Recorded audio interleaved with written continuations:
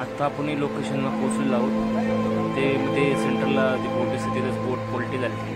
तर आपण पाहूया ती बोट कशा प्रकारे पलटी झालेली सुद्धा आपण ठेवले आलं तर सुरुवातीला